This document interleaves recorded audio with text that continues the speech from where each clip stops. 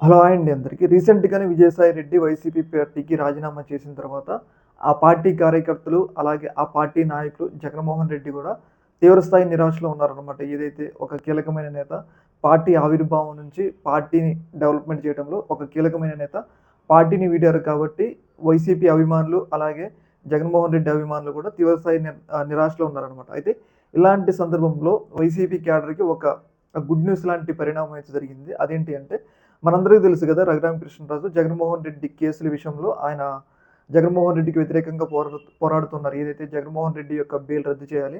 జగన్మోహన్ రెడ్డి కేసులను సీబీఐ కావాలనే తాత్కారం చేస్తుంది. కావాలనే ఎక్కువ టైం తీసుకొని జగన్మోహన్ రెడ్డిని బయట ఉంచేలాగా ప్రయత్నాలు చేస్తుంది.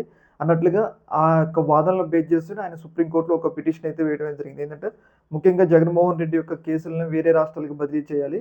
అలాగే జగన్మోహన్ రెడ్డి బయటుంటే కేసుల మీద ప్రభావం చూపుతాడు కాబట్టి, వెంటనే ఈ కేసుల్ని పరిష్కరించి ఆయన బెయిల్ రద్దు చేయాలని చెప్పేసి ఆయన సుప్రీం కోర్ట్‌లో పిటిషన్ వేయటం జరిగింది. అయితే ఈ సుప్రీం కోర్టు రీసెంట్‌గా ఈ యొక్క పిటిషన్‌ల మీద విచారణ జరిపింది. ముఖ్యంగా ఈ యొక్క ఇష్యూలో జగన్మోహన్ రెడ్డి బెయిల్ రద్దు చేయాల్సిన అవసరం లేదు. అలాగే ఆయన కేసుల్ని వేరే రాష్ట్రాలకు ట్రాన్స్‌ఫర్ చేయాల్సిన అవసరం లేదు.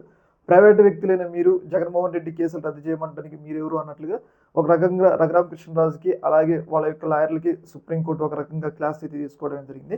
ఏదేమైనా గానీ ఈ న్యూస్ ఏదైతే ఇప్పుడు కష్టకాలంలో ఉన్న వైసీపీ పార్టీ అభిమానులకు, జగన్మోహన్ రెడ్డికి ఇది ఒక రకంగా సుప్రీంకోర్టే బెయిల్ రద్దు చేయాల్సిన అవసరం లేదు అన్నప్పుడు, ఒక రకంగా జగన్మోహన్ రెడ్డి బయట ఉండడానికి అవకాశం ఉంది కాబట్టి, ఇది వైసీపీ పార్టీకి ఒక గుడ్ న్యూస్ లాంటి పరిణామం అనమాట.